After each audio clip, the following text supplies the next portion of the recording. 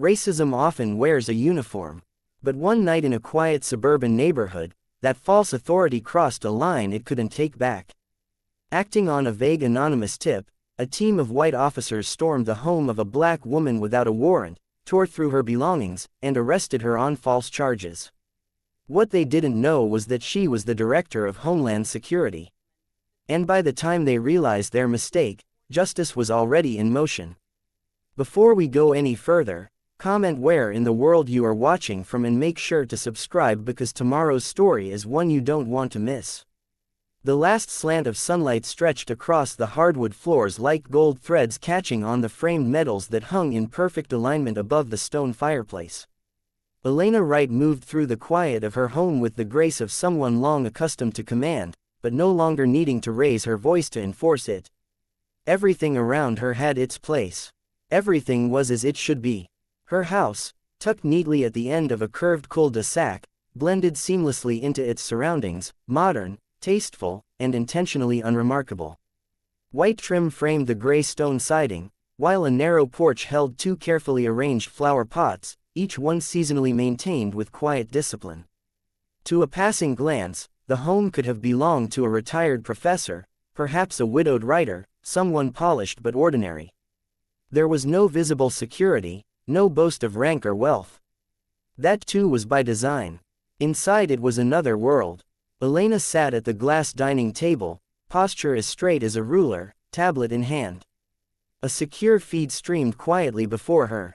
Encrypted chatter from suspect accounts, unusual purchase patterns flagged by federal monitors, and a curated list of departmental personnel glowing in amber against a black interface.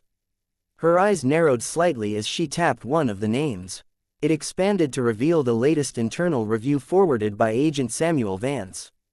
One of their flagged officers, a mid-tier patrolman with 3 excessive force complaints already on record, had just received another suspicious deposit from an untraceable crypto source. Again, she entered a brief note in her private log. Her fingers moved efficiently across the soft-lit keys. The keyboard made no sound. The open concept living space remained still, interrupted only by the faint hum of the ceiling fan and the subtle beeping of background access logs cycling through silent updates. In the adjacent kitchen, a kettle cooled on the induction stove. Her dinner, long finished, had been a routine meal. Broiled salmon, a cucumber and dill salad, and a glass of still water. It was always the same on Thursdays. Routine wasn't just comfort, it was strategy. Predictability brought clarity, control. Upstairs, the smallest guest room had been converted into what could only be described as a private field post. Black servers stood humming beneath a custom desk, cables arranged with precision, monitors positioned in perfect geometric symmetry. The shelf above held a small collection of labeled flash drives and encrypted burners, each one tagged with numerical codes that only she could interpret. But she rarely worked from that room anymore. Most of the incoming field data came directly to her wristwatch or tablet now, and she preferred the silence of the first floor. She checked the time, still early enough to finish reviewing the precinct's personnel rotation reports before logging off. Somewhere just beyond the fenced tree line of her yard, a dog barked once and fell silent. Down the street, the rhythmic ticking of sprinkler systems began to cycle, rising in sequence like clockwork. Porch lights glowed across manicured lawns. Her neighborhood, quiet, suburban, and seemingly untouched by chaos, had always felt like a sanctuary from the corruption she worked to expose daily. The irony of that had never been lost on her. She was halfway through a flagged text thread, its language subtly evasive, when her system pinged twice in quick succession, and then went still. She froze. That pattern was rare. It meant something had tripped the passive surveillance perimeter she maintained around her home. Normally, it was nothing more than a passing cat or teenagers cutting across lawns. Still, Elena Wright had never made a habit of ignoring the little things. Remaining seated, she reached for the tablet again and toggled the cam feed embedded near the front of the house. The night vision flickered for a moment, then leveled out into its familiar dull green glow. A vehicle, dark SUV class, had pulled up along the curb just outside her driveway. The headlights were dimmed. The engine was still running. The license plates were partially obscured, either by dirt or design. The camera zoomed once. 4 adult males sat inside. No movement yet. No one had exited. Elena narrowed her eyes. No visible weapons, no ski masks, no obvious signs of a threat. But something was wrong. Years spent operating in unstable countries, places where your life often depended on noticing the wrong twitch in a soldier's cheek or a shadow in the wrong window, had sharpened her instincts beyond anything most domestic agents could measure. There was no visible cause for alarm yet. No breach, no action taken, but instinct said otherwise. On the other side of the windshield, Officer Derek Harlan adjusted his collar and leaned forward, tapping his fingers against the steering wheel. His jaw worked slowly as he scanned the house, lips curled with a mixture of irritation and certainty. In his passenger seat, Officer Tom Whitaker shifted uncomfortably, double-checked his holster, and glanced toward the dash-mounted laptop that held nothing but a hastily typed copy of the anonymous tip they'd received. Neither man wore standard uniforms. Instead, they donned plain tactical gear, soft shell jackets, sidearms holstered low, body cams clipped at their chests. They hadn't called for backup, hadn't filed for a warrant. They hadn't even bothered to alert dispatch that they were approaching the house. They weren't here to ask questions. They were here to prove something. Inside, Elena stood slowly, her blouse settling neatly over her slacks. She moved through the living room with controlled precision, her bare feet silent on the dark oak floor. She stopped just behind the curtain, keeping to the shadow, and watched as the 4 figures stepped out of the SUV in near unison. No identification, no words, just pale faces under the streetlight and the heavy, deliberate sound of boots grinding against her gravel path. She stepped back calmly, but with absolute clarity. Then came the knock. 3 sharp, deliberate strikes against the door. Not a knock, a warning. She glanced at the secure control panel mounted near the staircase. No alerts, no city system pings, no badge verification. Whoever they were not logged. They were not official. Another pound. Louder this time. The door frame quivered. Elena took a breath. Steady, deep, unshaken. "Who is it?" she called, her voice clear, calm, and unmistakably in control. Silence. Another heavy blow. She took 1 step toward the entryway. The door exploded inward, wood shattered, hinges tore loose, the frame burst open as 2 officers surged inside, flashlights sweeping violently across the space. Boots thundered on tile. Orders clashed in overlapping chaos. "Hands where I can see them. Get on the ground now. Show me your hands." It didn't matter that no threat had been visible, that no weapons were drawn from her end, that the house was still and silent, marked only by meticulous order and clean surfaces. The very act of forced entry had become justification enough. In the hallway, Elena stepped into view. Her posture was tall, shoulders back, eyes forward. She wore no shoes, held no weapon, just a sleek black tablet in her left hand, blinking softly with federal encryption tags. Before she could speak, Officer Harlan moved. He charged. She was tackled to the tile with no warning. The tablet slid across the floor. Her arms were yanked behind her. A knee drove into her spine. "What the hell are you doing?" she gasped, voice tight with fury and pain. "You need to step back and identify yourselves." Harlan said nothing as he snapped the cuffs around her wrists, pressing harder as if to erase her voice through force alone. "You got weapons in here. Where are they?" "Upstairs," he barked. "No," she answered, the words clipped by the pressure of his weight. "You just broke into the home of a federal officer. You're going to regret every second of what you're doing." Harlan sneered down at her. "Save it," he said, lips close to her ear. "You're not scaring anyone with your fake titles." But something flickered in Whitaker's eyes, hesitation, maybe even recognition, as he scanned the space around them. No evidence of a crime, no sounds of danger, just a calm, elegant home and a woman who hadn't screamed once. And somewhere in that silence, a truth was already taking shape. He pulled her up roughly and shoved her against the wall. She didn't resist, didn't shout. Her breath came steady through flared nostrils. Her eyes didn't blink. Whitaker swept past the living room into the office space. He hesitated, looking at the setup. He recognized the gear. High-end, secure, government level. He felt a prickle run down his spine. "Harlan," he called over his shoulder. "We need to slow this down." "You're too soft," Harlan shot back, already moving into the next room. "We're doing our job." But Whitaker's gut was twisting now.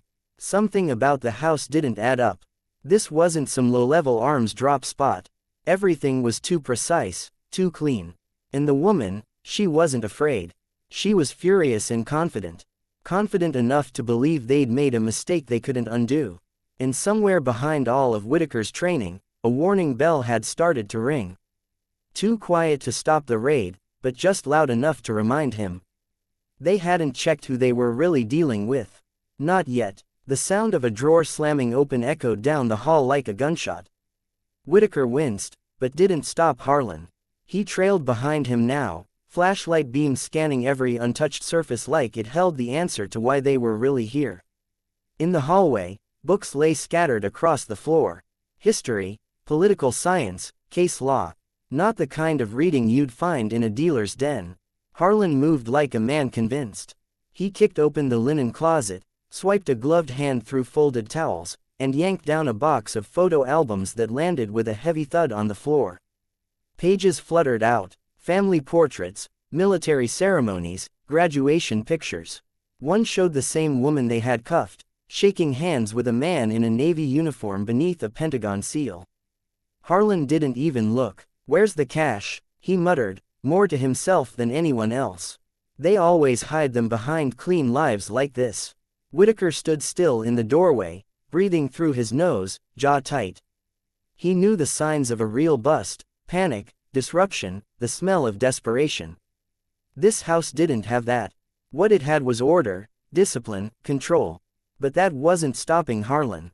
In the kitchen, drawers clattered as utensils and papers spilled out. Across the tile, a fruit bowl rolled off the counter and shattered. Harlan swept through it all like a man trying to make the house guilty. Every corner became a target. Every object, an accusation. Down the hall, Elena sat on the floor, cuffed and silent now, posture upright despite the bruises forming beneath her sleeves. Her expression was unreadable, but her eyes followed Harlan's every move with a sharp, lethal calm. "You've made a mistake," she said again, voice even but cold. "You're going to regret this every second." Harlan looked over his shoulder and sneered. "I've heard better lies from crackheads. I gave you a lawful command to identify yourselves before entry. You gave us attitude," he snapped, turning back to the hallway closet and rifling through its contents. "I gave you restraint," she answered. Whitaker flinched. It was the way she said it. Not loudly, not as a threat. As a fact, Harlan didn't catch it. He was too busy kicking in the door to a basement she didn't even use, yelling down the stairs as if an army might be waiting below. Nothing but the hum of a freezer and stacked emergency supplies greeted him. Still, he descended. Whitaker finally moved toward her, crouching halfway down. "Ma'am," he started, keeping his voice low. "Is there anyone else in the house? Any weapons we need to know about?" Her eyes locked on him. "You need to call your supervisor now. I'm trying to work with you." "No," she said, sharp. "Now, you don't get to pretend we're on the same side. You let him break into my home. You let him pin me to the floor like an animal. You stood there while he destroyed everything I built. So, don't call this working with me." He opened his mouth, then shut it. A muscle in his cheek twitched. "I live here alone," she continued. "I own everything in this house. I have no criminal record. I have held federal clearance longer than you've worn that badge. You're in a place you don't understand, chasing ghosts based on a lie. You're saying the tip was fake. I'm saying the tip was planted," she said. "I'm saying you're being used." The floor above them creaked. More boots, more voices. They were flipping mattresses now, searching behind walls, pulling out vent covers, and the house, a home just hours ago, was no longer a place of safety. The warmth was gone. The air now held the scent of sweat, rubber gloves, and broken trust. Whitaker stood and stepped into the hallway. He pulled out his radio, uncertain of what he even meant to say, when Harlan's voice cut through the noise. Bingo. Whitaker hurried toward the sound. In the office, Harlan stood beside a wall safe, its door now open. He held up a sleek black case, unlatching it to reveal a pistol nestled in foam lining. Unregistered Glock, Harlan said with satisfaction. Though he hadn't checked the serial number, he was already assuming guilt. She tried to hide it, but we got it. Whitaker frowned. He stepped closer, noting the manufacturer's stamp and intact serial. That's not unregistered. That's clean. She said she has federal clearance. She probably has a carry permit. She's lying. Harlan barked. You think some deep state spook's going to live out here in the suburbs? She's fronting. These people always pretend until they get caught. These people, Whitaker repeated, more to himself than anyone else. The room was spinning now, not with motion, but with realization. The woman on the floor, the books, the photographs, the encrypted systems, all of it was true. She wasn't lying. She wasn't resisting. She was watching them build a case on nothing. Back in the living room, Elena sat perfectly still. Her eyes scanned the walls. Her cameras were gone, disconnected or smashed. She knew the pattern now. She had seen it before in other cities with other officers. The same posture, the same arrogance, the same eraser of dignity disguised as protocol. But this time they had chosen the wrong house, the wrong woman. Harlan swaggered back into the room, gun case in hand. You're under arrest for unlawful possession of a firearm, he said. Elena lifted her chin. That weapon is registered with the federal government and tied to my active duty credentials. You're about to fabricate a charge that will cost you your badge. Oh yeah, he smirked. We'll see how your story holds up in the report. She stared at him, then calmly, coolly. You will lose everything. Harlan's smirk didn't fade. If anything, it deepened, like he was savoring the moment before the press of a trigger. He turned slightly toward Whitaker and gave the smallest nod, a signal that wasn't formal, but unmistakable. Whitaker knew what it meant even before Harlan's fingers brushed against the edge of his body cam. Click. The green light faded. Whitaker hesitated. Then slowly, like it was a reflex, more than a choice, he did the same. Click. Another green light disappeared. Elena saw it, both moves. And for a moment, there was silence. Heavy, damning silence. You really just did that, she said, voice low. You really turned them off. Harlan shrugged, resting the gun case on the arm of the couch like it was a trophy. For officer safety, he said casually. Standard discretion. Nothing about this has been standard, she replied. You forced entry without cause. You searched without consent. You're holding me without Miranda. And now you're going to doctor footage. Harlan waved a hand. You keep talking like this is court already. We're still on scene. Anything can happen. Elena's lips pressed into a line, her jaw set like stone. She shifted slightly in the cuffs, not to escape, but to steady herself. I want a lawyer, she said. You'll get one, Harlan said, already moving to his belt. At the station, I'm invoking my rights now, she repeated. He ignored her. You're escalating without justification, Whitaker said under his breath, suddenly uncertain. Harlan threw him a look. You in or out, Tom? You want me to write this up solo? Whitaker hesitated again, just long enough for guilt to get a foothold, but not long enough for courage. I'll back the report, he muttered. Elena turned to face Whitaker. There was no contempt in her stare, only certainty. You know what you're doing, she said softly. You know this is wrong. Whitaker didn't respond. He walked toward the front door, pretending to inspect the busted frame. Harlan pulled Elena roughly to her feet. You're resisting, he said as he yanked her arm. I am not, she snapped steady on her legs. He jerked her harder. You just tensed up. That's resisting. She laughed once, bitter and cold. You're really going to put that in your report, aren't you? Suspect tensed while standing. We've charged people for less. He started walking her toward the door, but she didn't move fast enough for him. Move, he barked, shoving her forward. She stumbled once, caught herself, and turned her head just slightly. You're doing this for what?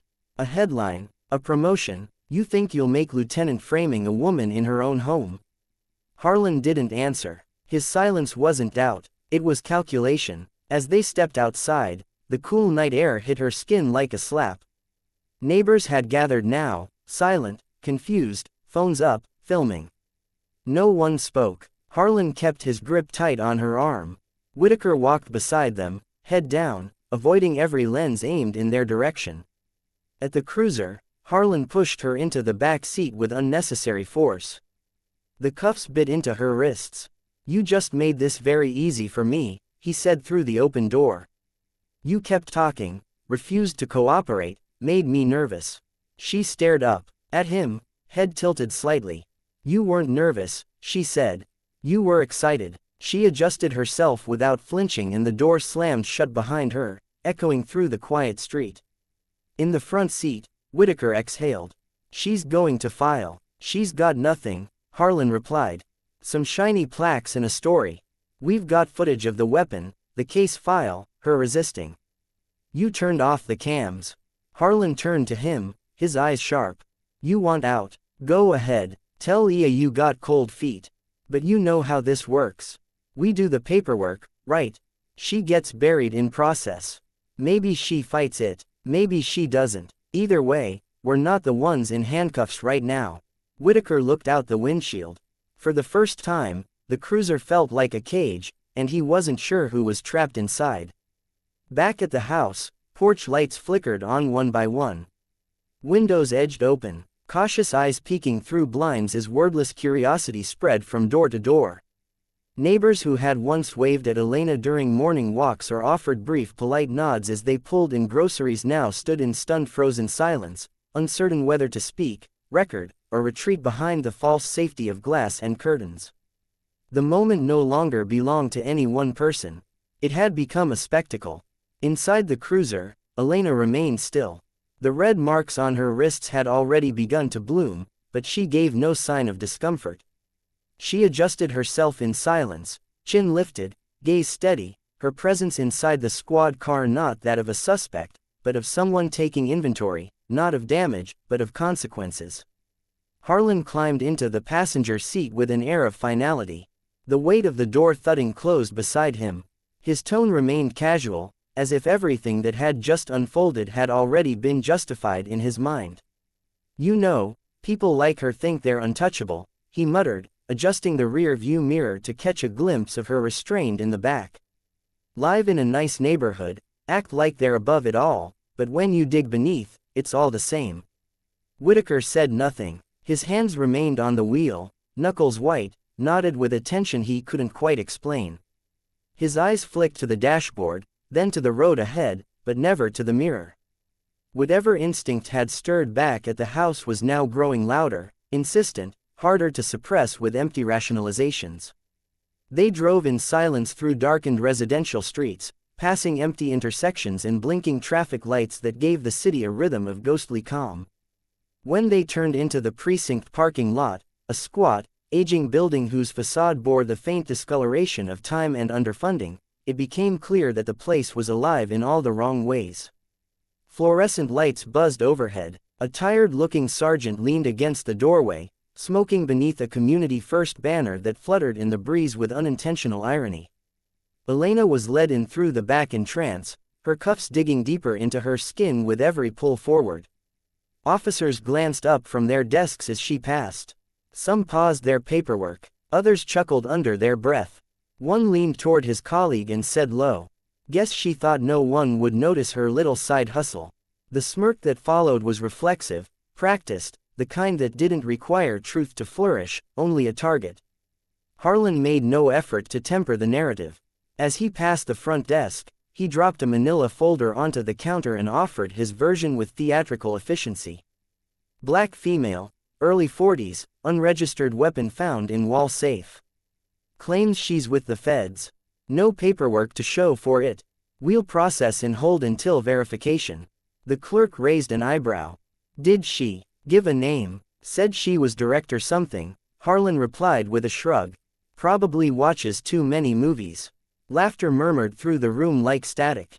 Elena didn't flinch. She was led to the booking station where she stood straight back beneath flickering lights that cast long shadows across the scuffed linoleum.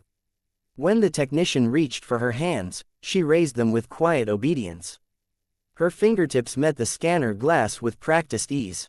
The machine beeped once, then again, but no data populated the screen.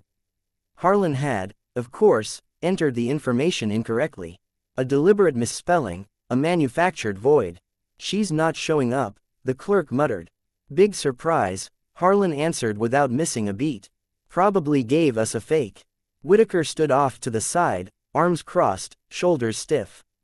He watched the exchange without speaking, the tightness in his chest now stretching into something heavier, something that no longer felt like procedural discomfort, but more like the slow, undeniable realization of being caught in the early stages of a disaster. Elena turned her head slightly, her voice cool and unwavering. "I want my phone call." Harlan waved his hand dismissively. Yeah, after we finish intake. You've already booked me. You've submitted a charge. You've entered me into the system. I am entitled under state and federal law to one phone call immediately upon completion of arrest protocol. You are now violating that right." Harlan exhaled through his nose and gestured toward the caged phone room. "Go ahead, knock yourself out." Escorted into the side room, Elena stepped toward the receiver without hesitation. She lifted it from the hook, dialed a number from memory, one of only 3 committed to it for precisely this kind of scenario, and waited. The line clicked once. A voice answered, crisp and alert. Elena spoke with the full weight of authority that neither the cuffs on her wrists nor the wreckage of her home could diminish. "This is Director Elena Wright. Activate the federal response team. They just raided my house." She ended the call without another word. When she turned, Harlan stood just outside the threshold, one hand on his belt, his expression flickering between doubt and amusement. He looked at Whitaker, who stood farther down the hallway, his face pale, brow damp. "Director, huh," Harlan said with a smirk. "She's good, I'll give her that," but Whitaker didn't return the smirk. And in that moment, neither of them realized that the air in the building had already begun to change, not because of what they had done, but because of who exactly they had just done it to. The walls of the precinct seemed to settle back into their usual rhythm. Fluorescent lights buzzed quietly over desks, cluttered with half-filled report forms and lukewarm coffee cups. Phones rang, keyboards clacked, and muffled voices passed case files and sarcasm in equal measure. No one spoke of the woman who now sat in holding except in quick quips or dismissive mutters. The officers on duty assumed it was already over. Another caller. Another exaggerator who talked too big and folded once the door closed behind her. Harlan leaned back in a rolling chair near the front of the bullpen, legs stretched, a smug grin still etched across his face as he worked on the narrative that would accompany the arrest. Every detail would be written in the passive tone of law enforcement fiction. Suspect was combative. Officers proceeded with caution. Unregistered weapon was discovered in a concealed safe. He would conveniently forget the body cam outage. He would emphasize the resistance that had never occurred. Everything would be squared away in a few paragraphs, signed and sealed before sunrise. Whitaker sat across the room, elbows on his knees, staring at a file he hadn't turned the page on in over 20 minutes. His mind had replayed the sound of her voice on the phone at least a dozen times. The calm authority, the certainty, the chilling precision of the words. Activate the federal response team. He kept trying to tell himself it was a bluff, the kind people make when they're cornered. But bluffers stammer. Bluffers fold. She hadn't done either. At precisely 1:16 a.m., the first sound that unsettled the precinct was so subtle it was almost ignored. The heavy synchronized thrum of tires grinding to a halt on the gravel behind the building. A second later came the unmistakable slam of car doors, methodical and unhurried, followed by footsteps that didn't hesitate between paces. By the time the front doors of the station swung open, 3 black SUVs sat parked across the rear lot. Their engines still idling like they were waiting for someone who wouldn't be staying long. The room shifted at once. Conversation stalled mid-sentence, chairs rolled back, heads turned, and then they entered. 4 agents in dark suits moved through the precinct lobby without introduction or explanation. Their expressions were unreadable, their steps deliberate. No one reached for a badge. No one needed to. The air around them was their identification. Years of precision, power, and rank woven into their posture. One of them, a tall black man with a clipped beard and earpiece coiled at his jawline, stepped forward with a leather folder in hand. He didn't raise his voice. He didn't need to. "I need access to your holding area now." The desk sergeant blinked, hands frozen over a keyboard. "And you are." The agent opened the folder, tilted it forward, and held it steady for precisely 2 seconds. "Agent Samuel Vance, Department of Homeland Security." A slow inhale passed through the room like a ripple. The name carried weight. More than that, it carried context. DHS did not send ground agents to local precincts at 1 o'clock in the morning without cause. Before the sergeant could fumble for a reply, another agent stepped forward, her voice low but firm. "Where is Director Elena Wright?" The pause that followed was the longest moment of the night. Harlan, halfway out of his chair, straightened abruptly, his body stiffening like he'd been struck. Whitaker stood, the color draining from his face entirely. Several officers looked toward each other, blinking in disbelief, suddenly scrambling to remember every word they'd said in the past few hours.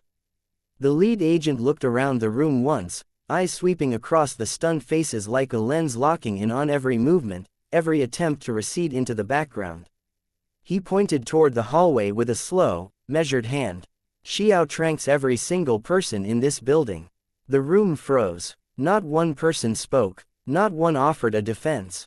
Harlan tried to muster something, some half-spoken protest about mistaken identity, about records not matching, about false claims, but nothing made it past his lips. His mouth opened, then closed. He sat down. Vance gave no time for rebuttals. He walked past the desk and straight toward the holding corridor.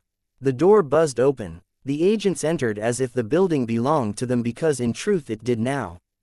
A minute later the door opened again and Elena walked out.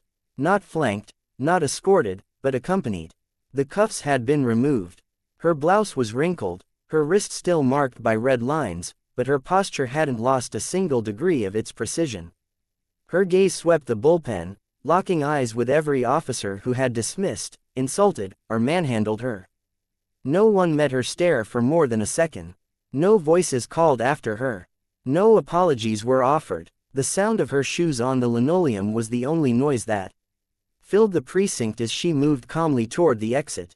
Harlan stood slowly, almost involuntarily, as if pulled upward by a need to reassert control.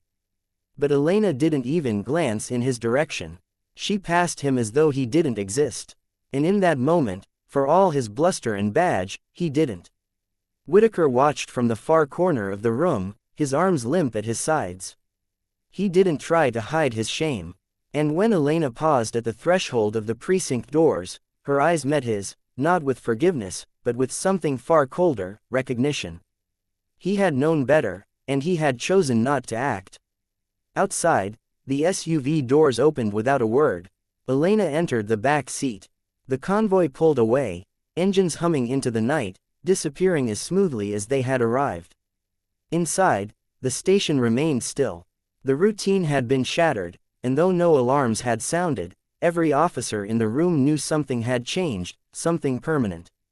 The morning sun filtered reluctantly through the shattered remains of her living room window, brushing across a floor strewn with broken glass, overturned furniture, and the fractured remnants of a life upended. Elena stood in the center of it all, unmoving, her eyes scanning what had once been an immaculate space, now reduced to a crime scene of state-sanctioned violence. The scent of displaced dust hung in the air, tinged faintly with the cold bite of last night's violation. Books lay face down, spines cracked. Her awards and citations, once displayed in a precise grid along the wall, had been swept to the floor, their frames splintered like kindling. The safe that had been pried open still hung ajar, its contents scattered with theatrical carelessness. Her home, once a fortress of quiet dignity and order, had been desecrated by those sworn to uphold the very laws they had chosen to ignore. Beyond the shattered porch, the world was stirring.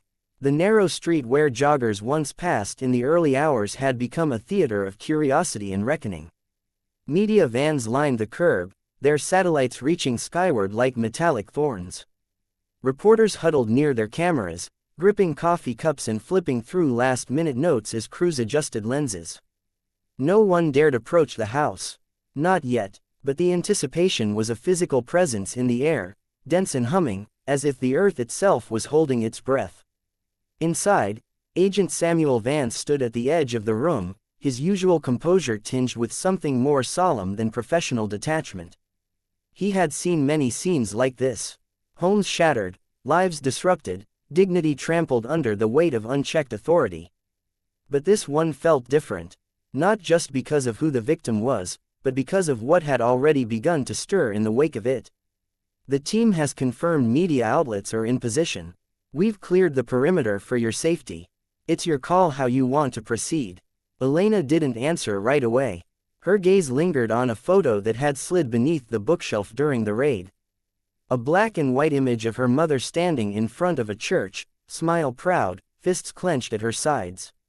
She reached down slowly and picked it up, brushing away dust with the side of her thumb. A breath passed through her chest.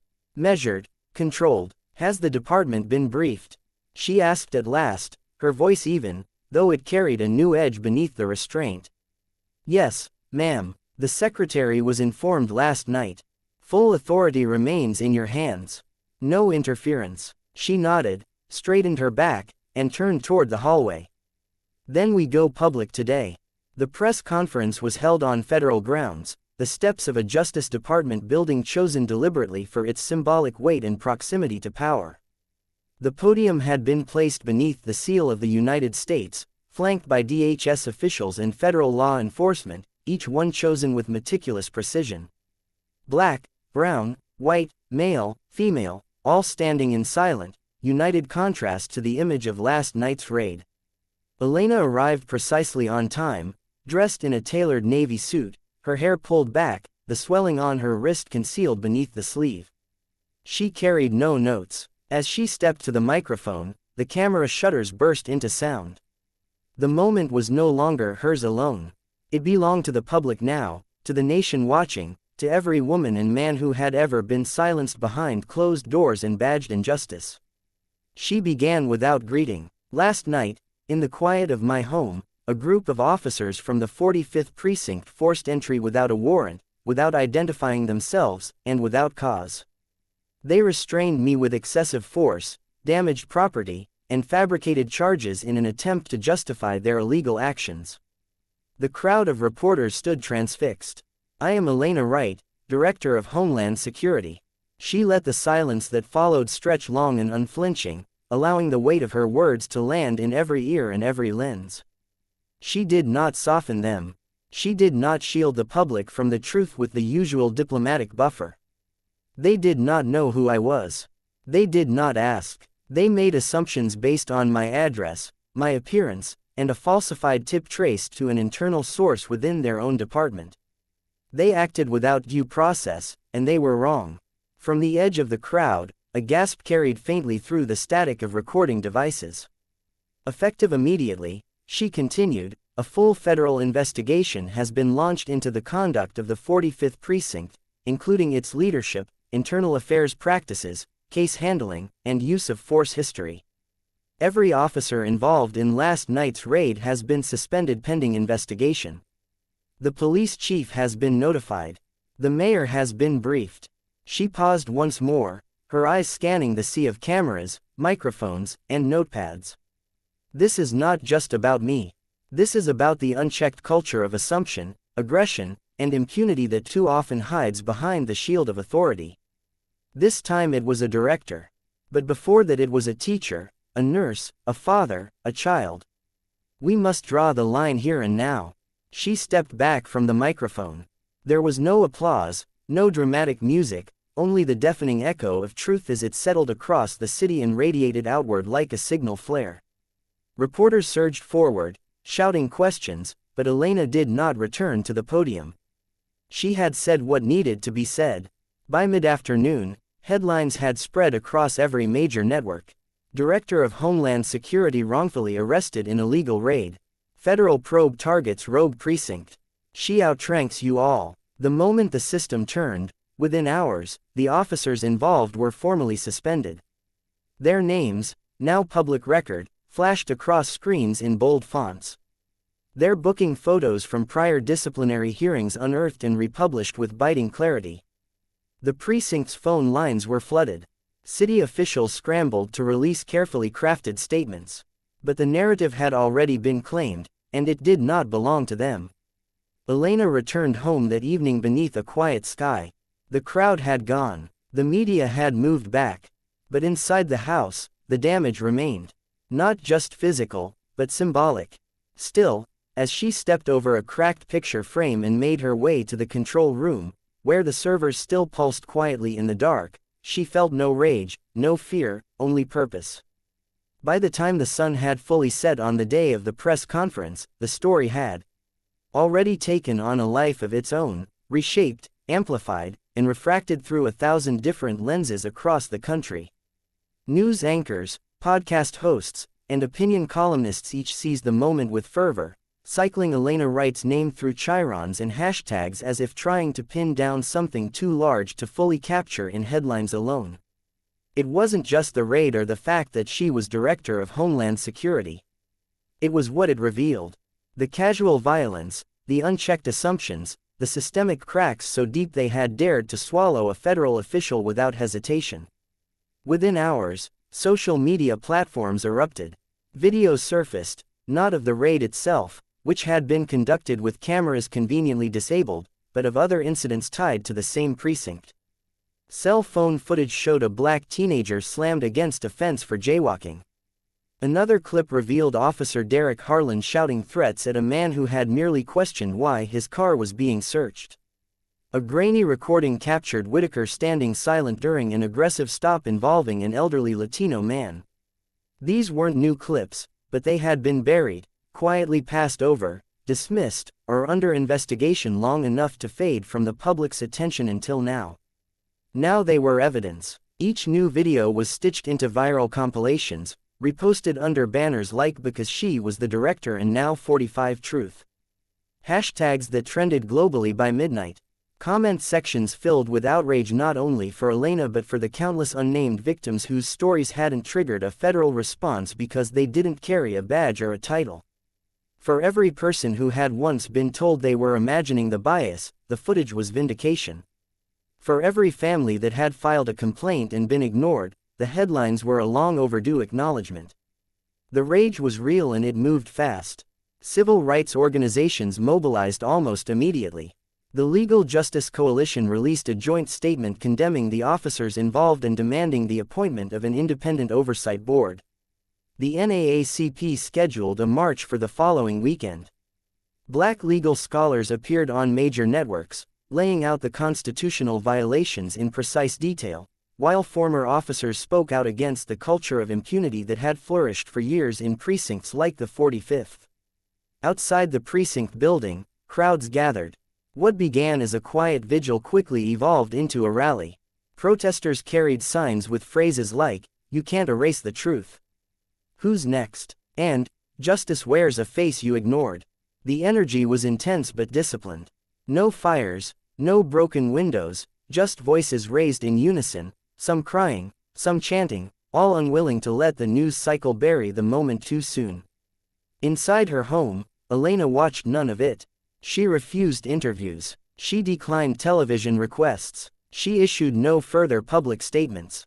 Her silence was deliberate, calculated. In a world where people rushed to own narratives to inject their voices into the storm, Elena let the facts speak. Let the voices of others rise. She understood better than most that credibility wasn't in how loudly you demanded justice. It was in how precisely you built it, brick by brick, with actions that could not be unraveled. Vance had offered to set up a private security perimeter, but she declined. She had nothing to hide and she wasn't going anywhere. Let them see her house. Let them see what it looked like when the state broke into the home of a law-abiding citizen. Let the ruins speak for themselves. She spent her hours not in interviews, but in debriefings. The task force had begun cataloging complaints filed against the 45th Precinct over the last 7 years. The numbers were staggering. Dozens of excessive force complaints, a string of cases where video footage was inexplicably lost or corrupted, and a pattern of arrests clustered suspiciously in the city's historically black neighborhoods. Worse, Internal Affairs had marked the majority of these cases as unsubstantiated, often citing lack of cooperation from victims who had in reality never been contacted for follow-up. Each page told a story, each form a quiet betrayal, dressed in bureaucratic indifference. Elena reviewed them all. She made notes in the margins, highlighted patterns, marked connections between names and dates, between officers and outcomes. To the public, the raid had been a shocking misstep. To Elena, it was confirmation. Her investigation into internal corruption had never been about suspicion. It had been about timing, about watching the net tighten until those responsible became confident enough to make one wrong move. She had everything she needed. Still, it was not vengeance she moved toward. It was restoration. Her aim wasn't just to remove a few bad actors, but to disassemble the culture that allowed them to flourish unchecked. This moment, magnified by public attention, wasn't just a chance to punish. It was a mandate to rebuild. Across the country, mayors and governors began quietly reviewing their own departments, wary of similar scandals erupting under their watch. Internal memos circulated. Compliance checks were ordered. Police chiefs held emergency meetings. What had happened in one quiet neighborhood had become a mirror, reflecting unspoken truths back at a system long overdue for reckoning. And through it all, Elena remained still, not silent, not idle. Still, because when the whole world was rushing to catch up to the truth, the one who had already known it didn't need to shout. The 45th Precinct had always carried the scent of wear and authority, old linoleum masked with fresh polish, coffee-stained walls patched with half-hearted paint jobs, the unrelenting echo of heavy boots crossing tile floors day and night. But on this morning, the air had shifted. It wasn't just tension, it was scrutiny. It was the unmistakable hum of a system being peeled open layer by layer in full view of the very institution it once believed it could hide behind. By 7 a.m., a team of federal agents in tactical suits backed by Internal Affairs personnel and overseen by Department of Justice auditors entered through the front and back entrances simultaneously. They bore no weapons drawn, no battering rams or yelling. Their presence was silent, but absolute. Clipboards, scanners, and sealed evidence crates replaced the usual clatter of radios and hallway banter. The raid wasn't a show of force. It was a reclaiming of truth, executed with surgical precision. Captain Norwood, the precinct commander, had barely taken 2 steps into the building when he was intercepted at the door by a federal supervisor and handed a warrant that bore the full weight of Homeland Security's investigative authority. His face turned an unnatural shade of pale. The page trembled slightly in his hands as he skimmed the first paragraph. "You have no jurisdiction here," he managed, though it sounded more like a wish than a declaration. "We do now," the agent replied calmly, stepping past him without pause. Desks were cleared, computers unplugged and bagged, servers detached and sealed into black forensic containers. Lockers were opened, their contents cataloged and photographed. Every file cabinet was emptied page by page. The contents logged under chain of custody protocols while officers stood off to the side watching the dismantling of their home turf with quiet dread. There were no accusations shouted, no hands thrown up in protest. This was not an ambush. This was accountability, slow, methodical, and absolute. One officer, a tall man with buzzed hair and a decorated sleeve of unit patches along his arm, suddenly broke from the line. Without warning, he turned and made for the back stairwell, muttering something no one could hear. Agent Lopez, who had been quietly reviewing body cam audits by the reception desk, didn't even glance up. She lifted her radio and spoke into it with the calm of someone who had done this 100 times. "Unit 2, East Stairwell. Possible evasion." Within seconds, 2 agents intercepted the officer before he reached the emergency exit. He was restrained without incident. The only sound that followed was the buzz of the security door locking behind them as they escorted him to a side room.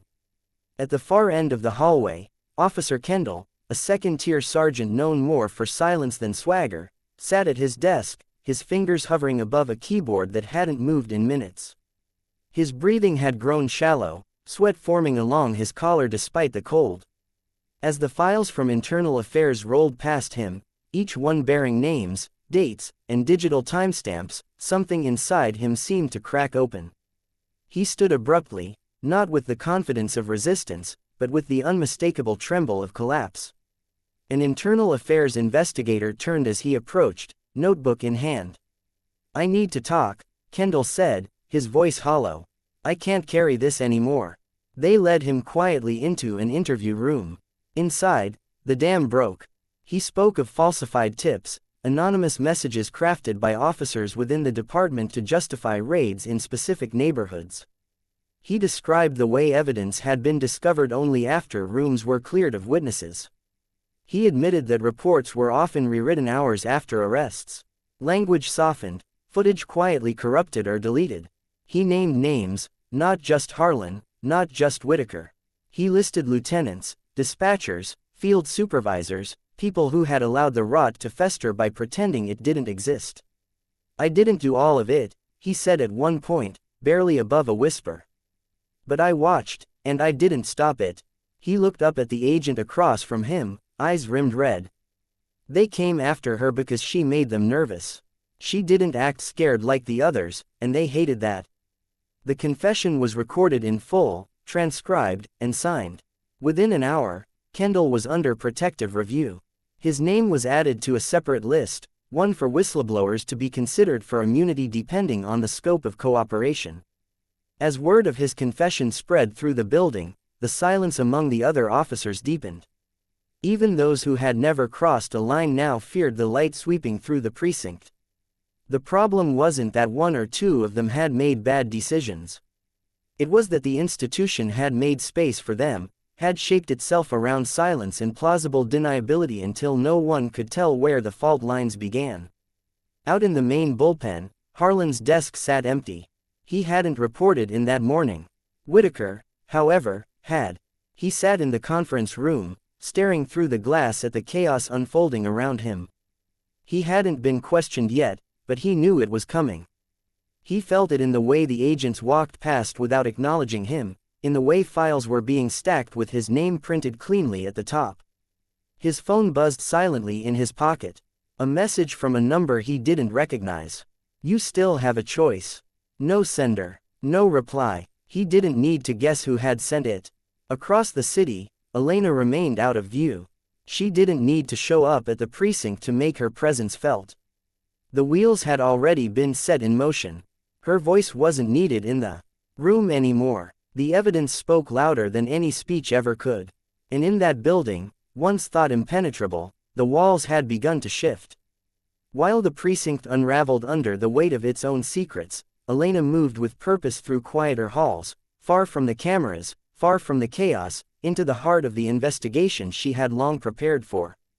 Beneath the secured floors of DHS Field Division 4, where fluorescent lights hummed low and steel doors closed with biometric seals, the real work was underway. In the dim hum of the surveillance room, tucked beneath DHS Field Division 4, lines of code cascaded across the high-resolution monitors like rivers of truth finally breaking through stone. The hum of cooled servers filled the space with a low, constant pulse as Elena stood behind the lead digital forensics analyst. Her arms folded, eyes fixed on the screen as though the data itself owed her an explanation. What they were uncovering wasn't just a mistake. It was a blueprint, deliberate, engineered, and precisely executed. "Confirmed," the analyst said, tapping a key that froze the screen on a chain of timestamps. The original message, what they used to justify the raid, was sent through a spoofed account routed through 3 proxy servers, but when we pulled the origin node's metadata, we found 2 overlapping IP signatures. Both are departmental. One's from the internal server at 45th. The other is trickier. Elena didn't blink. "Where?" The analyst hesitated. "It came from a mobile hotspot registered under an officer's personal device. We traced the MAC address. The phone was on precinct grounds 3 nights ago. It pinged cell towers twice. Once near the station, once in your neighborhood. Less than 5 minutes after the tip was submitted, Elena leaned forward, the glow of the monitor catching the faint shadow under her eyes from sleepless nights. "Show me who it belongs to." The analyst tapped through a few more screens, bringing up a personnel file. A photograph loaded. Officer Kyle Norton, 38, Tech Liaison. Records access. Quiet. No write-ups, no commendations.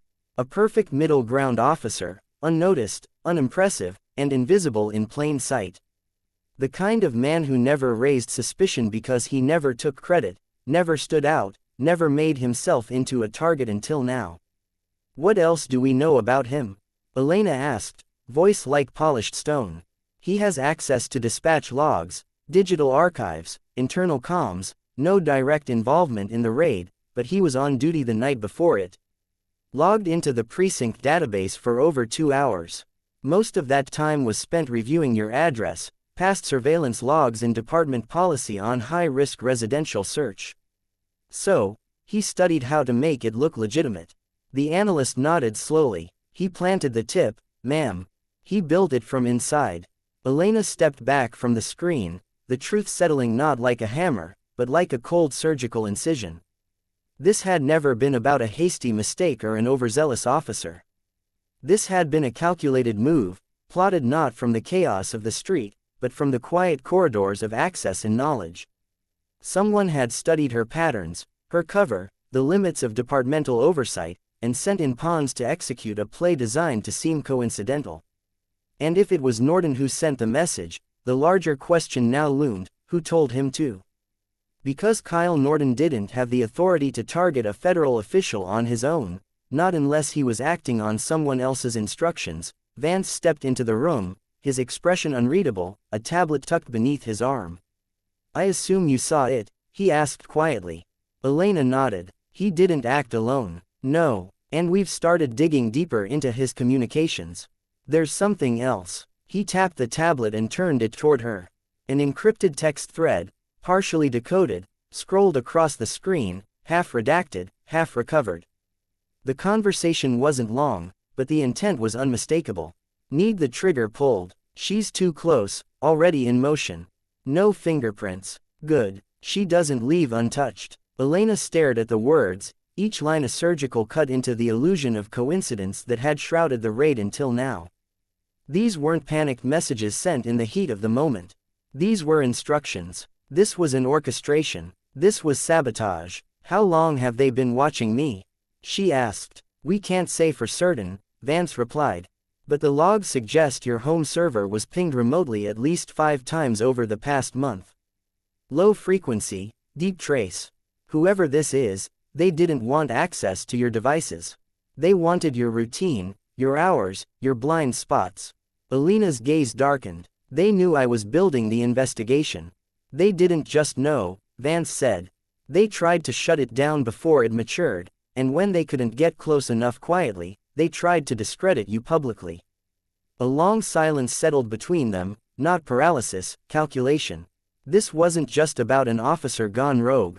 It was about infiltration. It was about proximity. Someone inside the very system she had been working to reform had decided the best solution to a growing threat wasn't to challenge her findings, but to destroy her credibility before they ever reached daylight. And they'd failed. Now they were exposed. Elena looked back at the screen one last time, then turned away. "Find everyone Norton's been in contact with in the last 60 days. Phone, email, internal memos, everything. If he's part of something larger, I want it dissected quietly. No alerts." Vance nodded and stepped aside to begin assembling the task team. As Elena walked down the hallway, her heels clicking softly against the polished floor, her thoughts remained composed, not racing, not overwhelmed. This was no longer just a case of brutality or misconduct. It was a conspiracy, and somewhere inside the walls of the very agency she had sworn to protect, someone had written her name on a line they never thought would be uncovered. But they had miscalculated. She didn't vanish. She rose. And while Elena worked in silence, letting the weight of truth gather momentum behind closed doors, the first tremor came not from her next move, but from someone who had been watching all along. A ripple stirred across the city, not in a courtroom or briefing room, but on the courthouse steps where a young man finally stepped out of the shadows and chose to speak. It began not with a press release or a breaking headline, but with a single voice cracking under the weight of years spent watching from the sidelines. Officer Carlos Mendoza, 28 years old, 3 years into his first assignment, stood in front of a line of microphones outside the courthouse, hands trembling as he unfolded the note card in his fingers. The cameras had only gathered a dozen deep at first, local stations, independent bloggers, but within minutes, word spread that a current officer was about to speak publicly. By the time he looked up from the card, the crowd had doubled. He cleared his throat, but his voice did not waver when it came.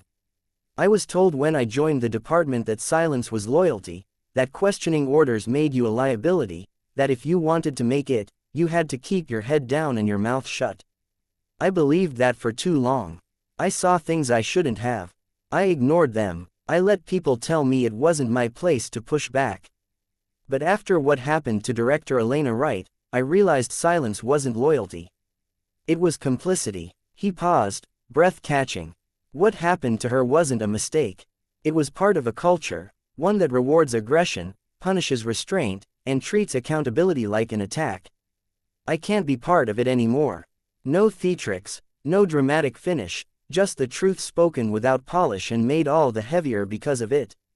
Within hours more followed. A dispatcher named Maria Cortez, 15 years into the job and known for her near-perfect shift records, filed a sworn affidavit through her union.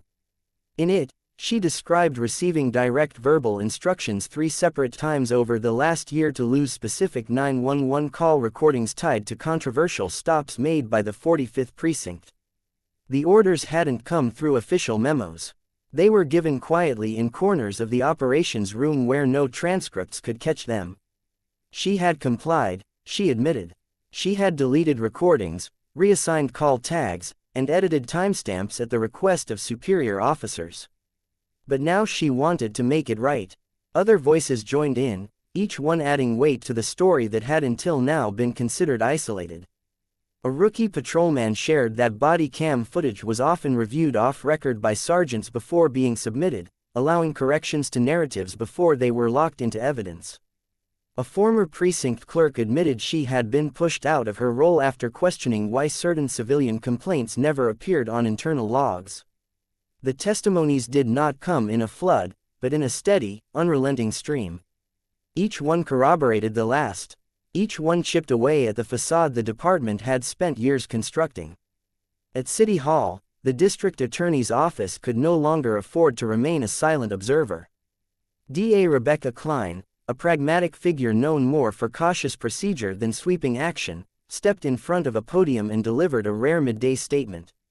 In light of recent revelations and the growing body of credible testimony, the DA's office is launching a separate parallel inquiry into the 45th Precinct, its command structure, and historical conduct records dating back a full decade. This inquiry will proceed independently of the federal investigation and will include subpoena power, public hearings, and full transparency measures. The announcement sent shock waves through the city's legal apparatus.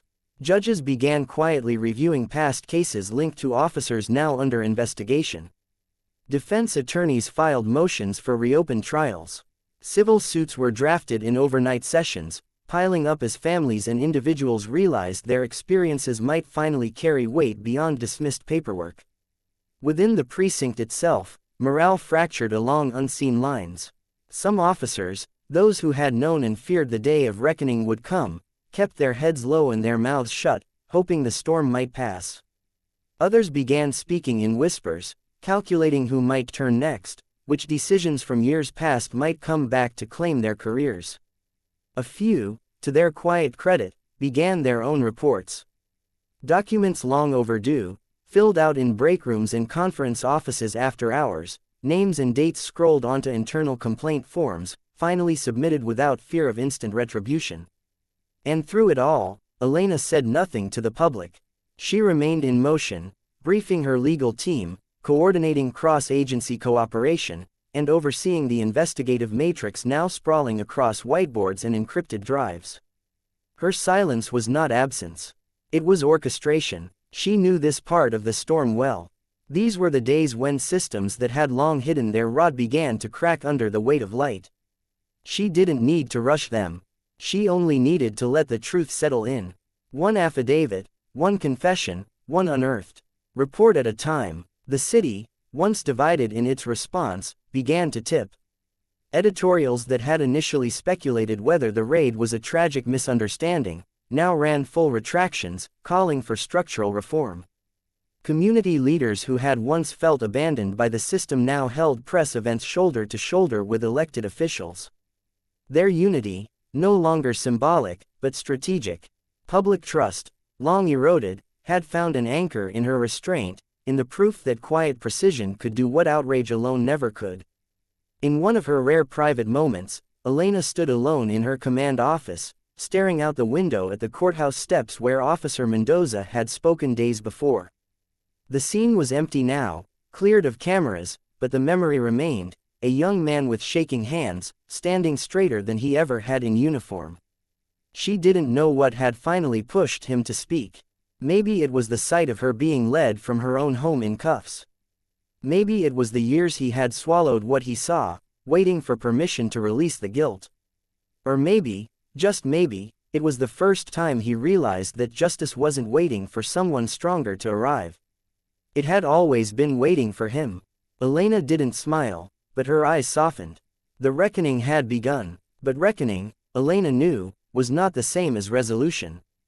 The voices rising from the streets, the testimonies breaking open the walls of silence, the cameras that now refused to look away, none of it would be enough on its own. Noise could be powerful, but noise could also fade. What mattered now was what came next. By the end of the week, the political fallout reached its inevitable crescendo. Pressure from federal investigations, media scrutiny, and growing civilian unrest forced the chief of police to step down. The announcement came via a terse two-paragraph statement, read with shaking hands by a deputy chief who looked like he'd aged 10 years since the raid. It cited health concerns and a desire not to distract from the department's mission. But no one watching believed a word of it. His resignation wasn't a choice. It was the last escape hatch on a ship that had been taking on water for years. The mayor, who had remained conspicuously silent through the early waves of scandal, finally emerged for an emergency press briefing on the steps of City Hall. The backdrop was carefully arranged. Diverse officers standing shoulder to shoulder. Advisors clutching folders. American flags rustling slightly in the breeze. The mayor's tone was somber. Every syllable shaped to signal humility and control. What happened to Director Wright was unacceptable. It was a failure not just of a precinct but of leadership, of oversight, and of the trust this city is supposed to uphold. Effective immediately, we are reviewing all use of force incidents from the past 5 years. We are expanding civilian review boards. We will begin working with federal liaison to ensure this never happens again. The press clapped lightly. Reporters shouted questions and social media lit up with cautious optimism. Some were quick to call it a victory, but Elena, watching from the quiet of her command office, heard what hadn't been said. There had been no mention of permanent oversight, no commitment to long-term reform, no binding policy beyond a flood of reviews and task forces that could be undone as easily as they were announced. It was apology disguised as progress, a carefully managed performance aimed at calming the noise, not curing the disease.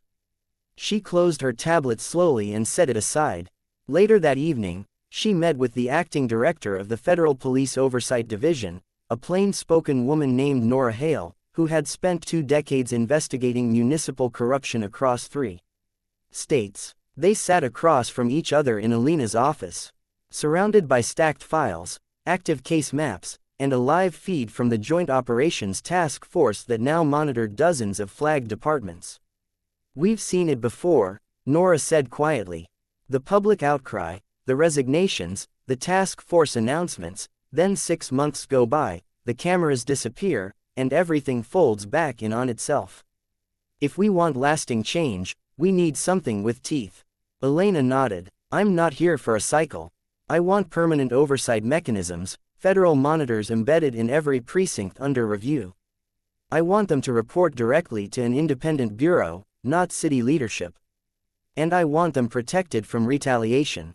That's going to rattle a lot of cages, Nora said, not as a warning, but as a test. Then let them rattle, Elena replied. They've built their careers on unchecked power. If that shakes them, they were never fit to serve. By the time the forma